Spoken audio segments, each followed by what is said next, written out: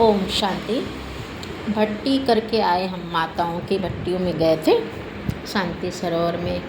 तो भट्टी में जब एक साथ माताएं आती हैं तो बहुत अच्छा लगता है, वातावरण बहुत अच्छा होता है। लेकिन मैं आपको जो बात बताने जा रही हूँ वो बहुत ज़रूरी है और बहुत सालों से मैं ऐसा देख रही हूँ और उनका लोगों को नुकसान भी हो जाता है। इसके कारण से बताने के लिए मन कर रहा है, क्योंकि बहुत बार संकल्प चले मेरे, तो मैंने अपने आप को यही सोचा कि चलो जाने दो। लेकिन क्या हो रहा है, नुकसान हो जा रहा है दूसरों को, है ना।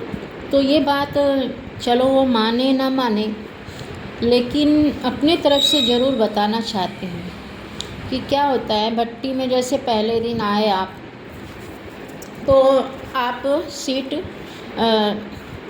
जिस सीट पर कोशिश करते हैं पहले से पहले बैठने की, बैठते भी, और बहुत सी माताएं नहीं भी बैठती सामने, पीछे ही बैठती बहुत सी।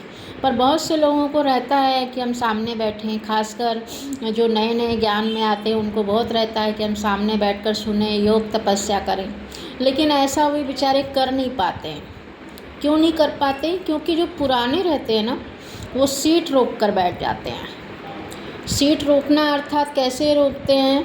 आकर जब पहले बार में एक बार में सुबह सुबह बैठ गए, तो फिर जब दूसरा टर्न आएगा भट्टी में अटेंड करने का, जैसे नाश्ते के बाद, तो उसके पहले ही कॉपी रख के चले जाते हैं।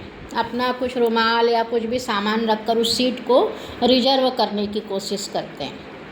फिर उससे क्या करते हैं, फिर जो बेचारे नए नए माताएं आती हैं उनको तो इतना पता नहीं रहता, वो सोचते चलो दूसरे टर्न में हम सामने बैठ जाएंगे।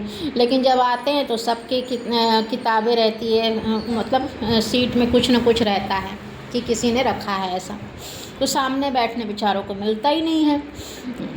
फिर देखते हैं सेकंड टर्न गया, फिर जब 4 बजे जब आराम करके, खाना खा के आराम करके 4:30-5 बजे आएंगे, तो भी बेचारे कोशिश करते हैं। क्योंकि मैंने प्रैक्टिकल देखा है, बहुत सी माताएं बेचारी नई नई आती है ना, तो उनको मन करता, तो मैंने देखा।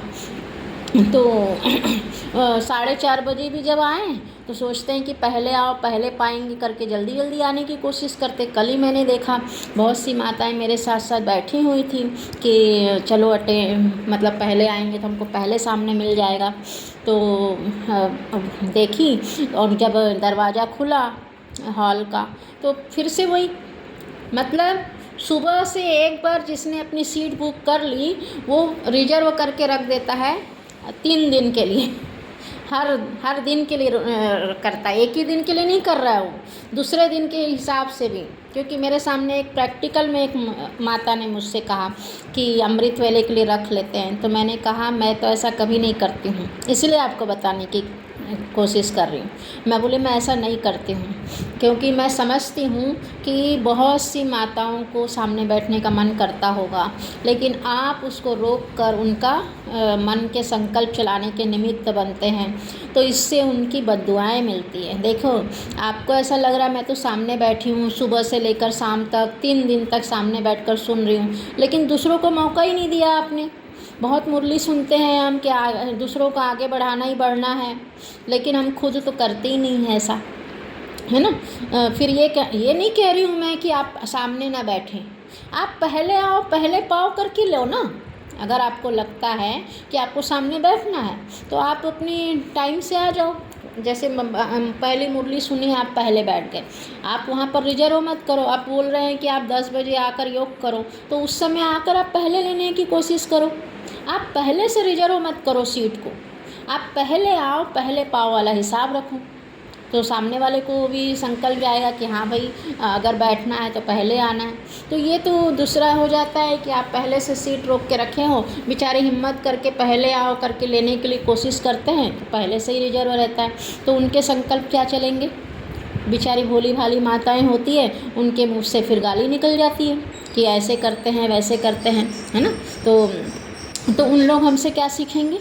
तो ये बहुत बड़ी गलती है, इसीलिए इस गलती को सुधार लेना चाहिए, है ना। तो उससे क्या हो जाएगा, उन आत्माओं को मतलब क्या ये पाप नहीं लगेगा, उनके उनको दूसरों की बातें नहीं लगेंगी, और वो भी फिर अच्छे से योग कर सकेंगी, है ना। तो सामने बैठना सबको अच्छा लगता है, और पहले आओ पहले पाओ वाले हिसाब से सीट लेना चाहिए, पहले से रिजर्व करके नहीं रखना चाहिए। ओम शांति।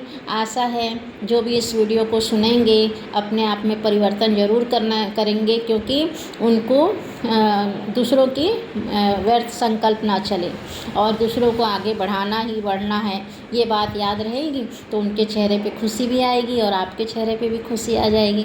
ओम शांति। स्वस्थ रहिए, मस्त रहिए और प्रभु की याद में व्यस्त रहिए।